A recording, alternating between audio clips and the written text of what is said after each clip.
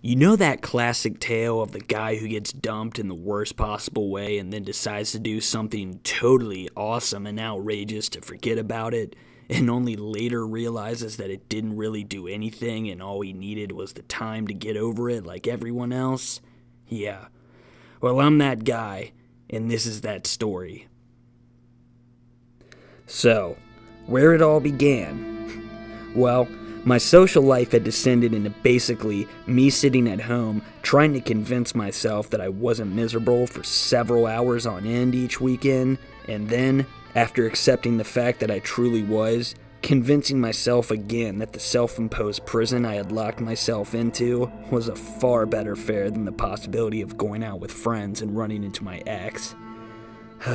It had felt like an eternity since I had a night to myself where I wasn't on high alert.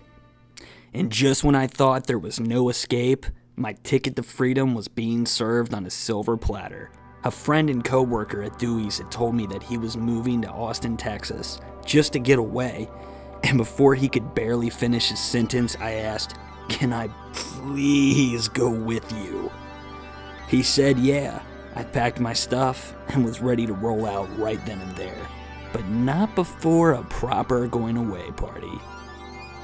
After my last shift at work, my friends and I had one final send-off, hanging out, reminiscing about old times over drinks, and talking about what's going to happen next for me in my new world. It was only after one of my friends asked me how I felt about it all that I suddenly stopped and realized, man, am I actually moving 1,000 miles away from home? Can I really do this? Is it possible that I just got caught up in the excitement of finally escaping my personal hell that I really didn't think this thing through? My stuff was already packed. I can't back out now. By the morning, my plan was still in motion. I woke up and said goodbye to my parents. It must have been hard for them since I was the youngest and my other siblings had long since moved out. I was so excited to move away that I didn't even realize till now that I was leaving the home I had been in my entire life. It was only after I pulled out of the driveway that I thought again about what my friend asked me last night. How do I feel about all this? Am I really ready to leave my comfort zone and venture into the unknown? Somehow, my fears weren't strong enough to keep me from going. I pulled forward and didn't look back. 18 hours I had on the road ahead of me. 18 hours. I woke up at 6 o'clock in the morning, the first time I've done that since about 3rd grade, and planned to be at my new home by about midnight. I was waking up as the sun was rising and the day was beginning. It was only after I passed Louisville, Kentucky after the first hour and a half that I thought, wow, this is my last chance to turn around. Everything after this is going to be brand new territory. Just keep driving, I told myself. By the time my cold feet hit the Texas heat, it'll all be over.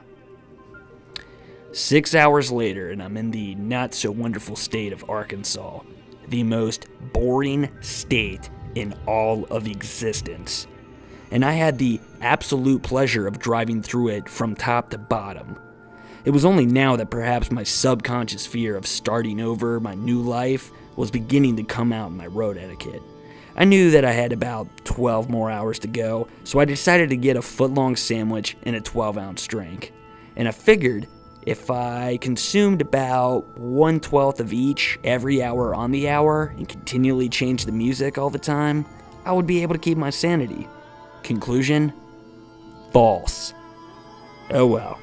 Mind or no mind, I was going to make it to my destination. It was too far to turn back.